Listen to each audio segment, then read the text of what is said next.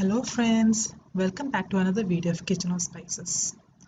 ഇന്ന് വീണ്ടും 10 മിനിറ്റിനകത്ത് ഉണ്ടാക്കാൻ പറ്റുന്ന ഒരു അടിപൊളി റെസിപ്പി ആയിട്ടാണ് ഞാൻ വന്നിരിക്കുന്നത്. അതിനു മുന്നേ നിങ്ങൾ ഈ ചാനൽ ആദ്യമായിട്ടാണ് കാണുന്നതെങ്കിൽ ആ സബ്സ്ക്രൈബ് ബട്ടൺ നിൽക്കുക, എന്നിട്ട് ആ ബെൽ ബട്ടൺ അമർത്തുക. എന്നാലേ ഞാൻ ഇടുന്ന വീഡിയോസ് നിങ്ങൾക്ക് നോട്ടിഫിക്കേഷൻ ആയിട്ട് കിട്ടുകയുള്ളൂ. അപ്പോൾ നമ്മളിന്ന് വെണ്ടയ്ക്ക വഴറ്റിയതാണ് ഉണ്ടാക്കാൻ പോകുന്നത്. ഇത് വളരെ എളുപ്പമുള്ള റെസിപ്പിയാണ്. പലർക്കും ഈ റെസിപ്പി അറിയുന്നുണ്ടാവും, പക്ഷെ അറിയാത്തവർക്ക് വേണ്ടിയാണ് ഞാൻ ഒന്നും കൂടി ഇത് പോസ്റ്റ് ചെയ്യുന്നത്.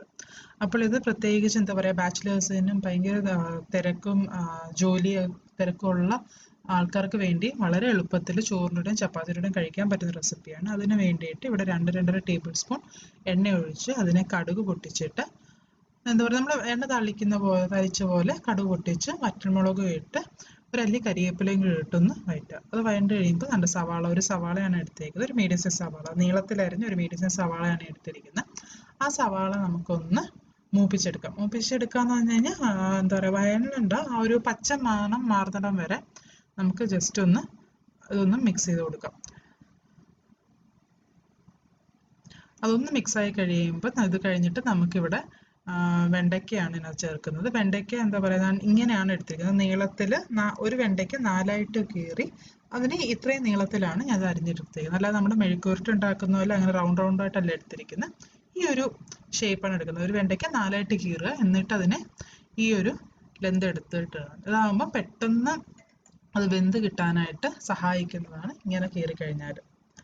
അപ്പോൾ നമ്മൾ വഴണ്ട് വന്ന ആ സവാളയിലേക്ക് നമ്മൾ ഈ വെണ്ടയ്ക്കയും കൂടി ഇട്ടിരിക്കുകയാണ്. ഇതെന്ന് വെച്ച് കഴിഞ്ഞാൽ ഈ ഒരു ഇങ്ങനെ എന്താ പറയുക, ഞാനത് വേറെ എക്സ്ട്രാ ഒന്നും ചേർക്കുന്നില്ല, മഞ്ഞൾപ്പൊടി അങ്ങനെ ഒന്നും ചേർക്കണില്ല. ജസ്റ്റ് ആവശ്യത്തിന് ഉപ്പ് മാത്രം ചേർത്ത് ഇത് വഴറ്റിയെടുക്കാൻ പോവുകയാണ്. ഇത് മെയിൻലി ബാച്ചിലേഴ്സിന് നമ്മുടെ വീട്ടിലുള്ള സാധനങ്ങൾ വെച്ച് തന്നെ ഉണ്ടാക്കാൻ പറ്റുന്ന കുറേ റെസിപ്പീസാണ് ഞാനിവിടെ പോസ്റ്റ് ചെയ്യുന്നത്.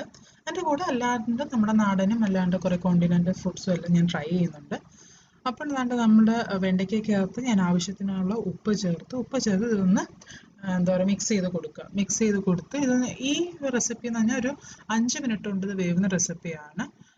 അപ്പം ഈ സമയം കൊണ്ട് നമുക്ക് റൊട്ടി ഉണ്ടാക്കിയോ അല്ലെങ്കിൽ ചപ്പാത്തി ഉണ്ടാക്കിയോ അല്ലെങ്കിൽ ബാക്കിയോ എന്തെങ്കിലും നമുക്ക് ഉണ്ടാക്കാൻ പറ്റും. അപ്പം ഞാനിതൊന്ന് മിക്സ് ചെയ്തിട്ട് ഒന്ന് അടച്ചു വെക്കുകയാണ്. അടച്ചു വെച്ചാൽ നിങ്ങൾ ശ്രദ്ധിക്കേണ്ട ഒരു കാര്യം എന്ന് വെച്ചാൽ ഇടയ്ക്കിടയ്ക്കൊന്ന് ഇളക്കി കൊടുക്കണം. കാരണം ഞാനിത് ഒരു ഹെൽത്തി രീതിയിൽ എണ്ണ വളരെ കുറച്ചാണ് ഇതിനകത്ത് ഉപയോഗിച്ചിരിക്കുന്നത്. അതുകൊണ്ട് അടുക്കി പിടിക്കാനുള്ള ചാൻസ് ഉണ്ട്. അപ്പം നിങ്ങൾ ഇടയ്ക്കിടയ്ക്ക് ഇതേപോലെ ഒന്ന് ഇളക്കി കൊടുത്തിട്ട് ഒന്നും കൂടെ അടച്ചു വെക്കുക. അങ്ങനെയാണ് ഇത് വേവിച്ചെടുക്കേണ്ടത്. ഇത് വളരെ എളുപ്പത്തിൽ എൻ്റെ അടുത്ത് പല ആൾക്കാരും ചോദിച്ചു എങ്ങനെ നമുക്ക് എളുപ്പത്തിൽ ഇങ്ങനെ റെസിപ്പീസ് ഉണ്ടാക്കാം, നമ്മുടെ നാടൻ ടൈം എടുക്കുന്ന റെസിപ്പീസ് അല്ലാണ്ട് തന്നെ നമുക്ക് എങ്ങനെ വളരെ എളുപ്പത്തിൽ റെസിപ്പീസ് ഉണ്ടാക്കാം എന്നുള്ള രീതിയിലായപ്പോഴാണ് ഞാൻ ഈ ചാനൽ തുടങ്ങാമെന്ന് തന്നെ തീരുമാനിച്ചത്. അപ്പോൾ ഇതേപോലെ കുറച്ച് കുഞ്ഞു ചെറിയ റെസിപ്പീസും ടേസ്റ്റി ആയിട്ടുള്ള റെസിപ്പീസും എന്താ പറയുക, ഒരു ബിസി ലൈഫുള്ള എല്ലാവർക്കും വേണ്ടിയിട്ടാണ് ഞാനിത് ചാനൽ പ്രസൻറ്റ് ചെയ്യുന്നത്. അപ്പം നമ്മുടെ വെണ്ടയ്ക്ക ഇവിടെ റെഡിയായി കഴിഞ്ഞിട്ടുണ്ട്. ഇത്രയേ ഉള്ളൂ, വളരെ എളുപ്പമാണ്. ഞാൻ ഇതിനകത്ത് വേറെ ഒന്നും ചേർത്തില്ല. പിന്നെ ഇതിനകത്ത് പറയാൻ വിട്ടുപോയൊരു കാര്യം, ഞാനൊരു പച്ചമുളക് നെടുകെ കീറിയത് ഇട്ടിട്ടുണ്ട് ആ ഒരു എരിവിന് വേണ്ടിയിട്ട്. അപ്പം എരിവ് തീരെ വേണ്ട എന്നുള്ളവർക്കാണെങ്കിൽ അത് വേണ്ടാന്ന് വെക്കാം. നമ്മുടെ എളുപ്പമുള്ളൊരു ഈസി വെണ്ടയ്ക്ക വഴറ്റിയത് ഇവിടെ റെഡി ആയിട്ടുണ്ട്. അപ്പോൾ നിങ്ങളുടെ അഭിപ്രായങ്ങളും നിർദ്ദേശങ്ങളും എനിക്ക് താഴെ കമൻറ്റ് ബോക്സിൽ എഴുതി അറിയിക്കുക. അപ്പോൾ ഇതേപോലെ കുഞ്ഞു എളുപ്പമുള്ള ഈസി ആയിട്ടുള്ള ടേസ്റ്റി റെസിപ്പീസുമായിട്ട് വീണ്ടും കാണുന്നിടം വരെ ബൈ, ടേക്ക് കെയർ.